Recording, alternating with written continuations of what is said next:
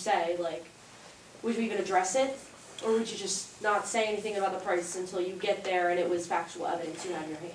Yes, well, no matter what price they want, they can say they want $300,000 for the house. I know the house is worth $150,000.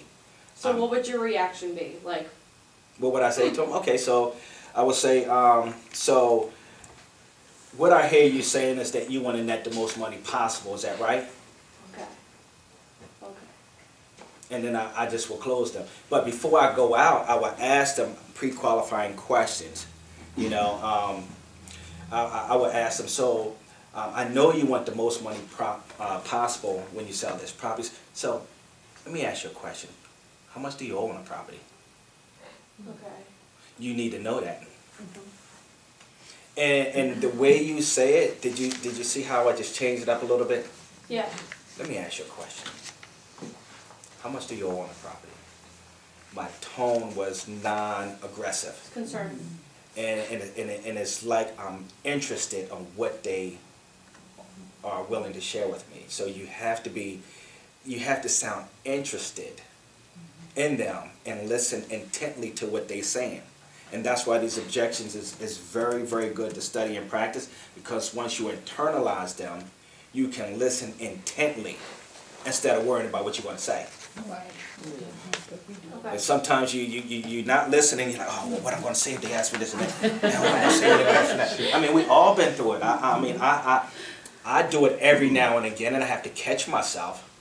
And then since I'm seasoned in this, you know, when I catch myself, I listen to them, and then I always have the objection. Mm-hmm.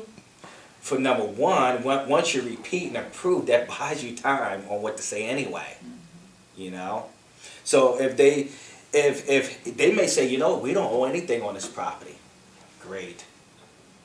Today, would you be available today at 3 or 4 be better? Now you know, you just farm them. Now if they say they owe $250,000 and they want $300,000 for the house, you know the house is only worth $150,000, then I won't waste my time.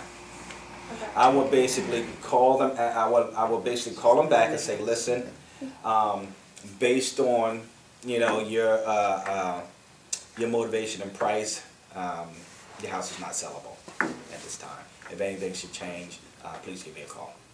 Okay. Do you find, Howard, that sometimes that turns them around a little bit when you walk away? Yeah, and because you showing control and you're the expert. You know, you don't have to run out and take every listing just because it's for sale. You don't want to waste your time. You know, and then when they come back to you, you already know how to address it. Have you thought about doing a short sale? Well, what is that? I would be more than happy to sit down with you for 20 minutes and share that information. Are you available today at 3 or 4? And just close for everyone. Now, when it comes to short sales, if I know it's a short sale, 100%, I make them come to my office. I don't meet them at the house. Why is that? Because doing a short sale is very complicated. It's a lot of paperwork involved, and I want to give them homework to do to bring in that information to me to see how motivated they are to really sell the house. If they come into the office and says, listen, I got my tax returns, my pay stubs, here's the hardship letter, I'm ready. You know they're serious. Okay. If they come into the office like, I'm sorry, I only got my pay stubs, then you're going to be trying to get documentation from them throughout the whole process, and it could, you know, not make the sale go through. Yeah. Okay. All right, I still have to finish a few things around the house.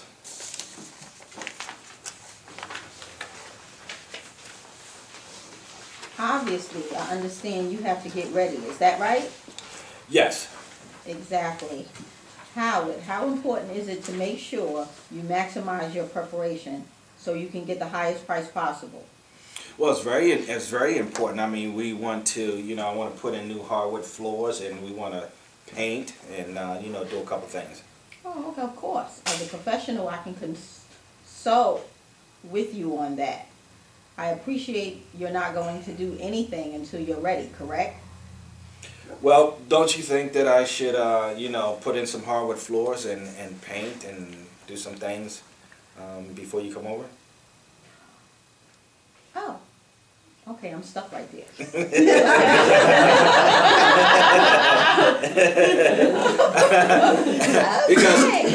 Because On that. you know what, and you will get that. Yeah, I think you were supposed to close right after that, but you may get that. And how you handle that is say, you know, I'm a real estate professional, and before you do anything, I would like to meet with you to show you how to maximize your money. Okay. And then close. Because sometimes when you go there, you say, oh, you don't need no hardwood. See, hardwood floors don't really add value to the house. They, in their mind, they put down hardwood floors, they think they're going to get $10,000, $20,000 return. When they're not, the only thing it's going to do is make the house more sellable. You know? What sells, let me ask a question. What sells homes? Kitchens and bathrooms. Real estate agents. Right. Kitchens, bathrooms, and what else? Bedrooms and baths. Yes. Yeah. Master bedrooms, Master bed, yes, master. kitchens, and baths. So if they want to put down hardwood floors, it may not be worth it. If their kitchen needs to be done, they may want to take that money and put it into the kitchen. Into the kitchen. They sell homes. Okay. Well, we need to really think about it. Number 14. We need to really think about it. Think about it. I understand you need to make sure you have all the information you need before you move forward and feel comfortable. Is that how you feel? Yes, that's correct. Oh, well, we can sit down and talk about it. Okay, well, can't you tell me right now? Kelsey and Kim? No. But that's what you want to do. You want to close right after that. We're holding off right now.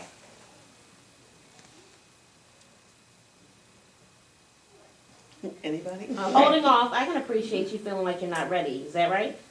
Yes. Of course. What is the most important thing about waiting? Well, I really don't know. I mean, someone told me to wait until the springtime, you know, to sell my house. Well, that's exactly why we need to meet, because the buyers aren't waiting for the springtime. When can I meet you, today at 3 or tomorrow at 4? Today at 3. All right, I'll see you today at 3. All right. And whatever objection you have, what you did good is to share with them of why they should actually meet with you now. And one of my objections that I would use is say, you know what, Keisha, I can appreciate the fact that you want to wait till the springtime. You know what concerns me about that? What? Well, you know, Keisha, everybody wants to put their house on the market in the springtime, and you know what that means for you? More inventory, and less money. And you do want to get the most money possible for your house, Yes, right? I do. Great. So let's meet today at 3, and I'll Okay. show you exactly how we can do that. All right, come on over. And another one you could use too is like, you know, I can appreciate the fact that you want to wait to put your house on the market until the springtime. You know, would you like to know how to get a leg up on the competition? Yes. Absolutely. Do tell. That's exactly why we need to meet today at 3 o'clock or 4. What's better for you? You know, so that's a good one that you can add in there. Would you like to get a leg up on the competition? Well, what do you mean by that? That's exactly why we need to meet, and just close for the appointment. And then you can show them when you get there the benefits of putting the house on market now, because in the springtime it's going to be flooded, and it's going to be more competition. It's going to be a price war and a beauty contest. You know, so you can show them why it's important for them to list now and be cashed out by the spring. That is what you want, right? Yeah. Great. Okay. 16. We're waiting for the market to approve a little. We want more money. Having the market improve, I can appreciate you wanting the highest price possible. So what I hear you saying is that while other properties are selling, you feel your property won't sell for a price you're comfortable with. Is that what you believe? Yes, because the market is, it's pretty crappy right now. Isn't it more important to, Whatever their motivation. Move to New York, whatever their motivation is. Isn't it important for you to relocate to New York and take advantage of that new job? than to guess whether or not the market is going to go up or down? Why Yeah. don't we talk about that when I come meet with you? Okay, why can't you tell me now? Well, I have information that I need to show you. It's just, it's not something I can tell you over the phone. Over the phone, you would have to see it. I know. You would have to. Why don't we just meet? Why don't we meet around 5? I'm so tired of hearing 3 or 4. Why don't we meet around 5? No, It doesn't matter. It doesn't matter. We just using that time, to keep it consistent. You can use any time you want. I know. However, the reason I kept asking you, I didn't give you the appointment because you didn't close. You just said, okay, let's just meet. You got to actually close. What's a good time? Afternoons or weekends? Today at 4 or tomorrow at 5. You got to actually close for the appointment. Now, would it be a mistake to say like something like, oh, I understand that, because if they said something like, I don't know, the market's bad now, blah, blah, blah. Would it be a mistake to say, well, the market's unpredictable regardless? So, I mean, would it be a mistake to kind of bring that to the table? Just because I'm not seeing that on here, so I really don't know. Well, no, because the market is unpredictable. Okay. You don't listen, you don't have a crystal ball. They don't have a crystal ball what the market's going to be doing in the next So 5 you can years. kind of convince them that it's a mistake to base their decision off of the market because it is. I won't use the word You know what I mean? That's mistake, what I right. meant, because I don't know how, Mhm. because that's what my mind went to, but at the same time, nobody is saying that, and you guys are I'm professional. You guys are the more experienced, so yeah, I got my name tag, so it's legit. But, I'm just, from experience, I don't know if I wanna, if that would be a mistake to approach that way, and I'm guessing so, judging by. Well, To piggyback on what she's saying, basically, what you're trying to tell us is get the appointment. And then your anything else you whole can talk about objective when you is to get there. on the phone, is to get an appointment. However, Nikki, you want to go over their motivational why they are actually selling the house. Should I not say whether they make a mistake or not? Yeah, you don't never want to use the word That's mistake. what Oh you yes, guys you can do. eliminate that word. Because you're Okay. gonna, That's you're gonna a offend bad them. word. Yes, Okay. it's an offensive. When you saying that, what you Yeah. think I'm not smart? What do you mean? Yeah, okay. You know. Then you'll never get on. And you could say something as, and this is like a softening statements or repeating and improve. I completely understand why you want to take your house off the market. Okay. Let me ask you a question. When you sell this house, where you plan on moving to? Well, we plan on moving to New York. Great. What's important about New York? Well, I just got a job transfer. And I'm thinking, since I can't get the money that I want now, and I just rent it out. Okay, good. That definitely could be an option for you. And then you just will keep asking questions to see how really motivated they are. Obviously, he's motivated because he has a job already in New York. Okay. So what's important to you? Do you really want to sell this property, or do you want to be a landlord? Well, I want to sell the property. I really don't, I want to be a landlord, And then you convince them on why they should sell the property Okay. and why you are different,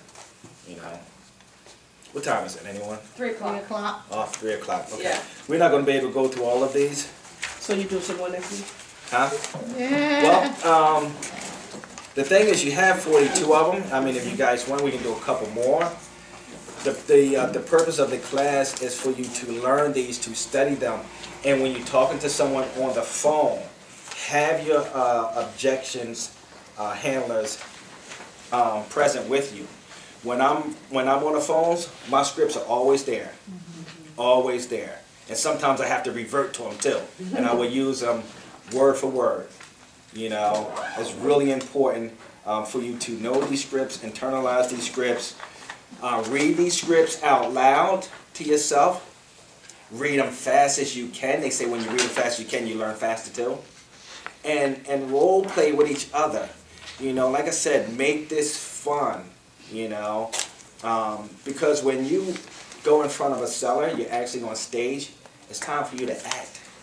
You gotta act. You gotta know your scripts, you know.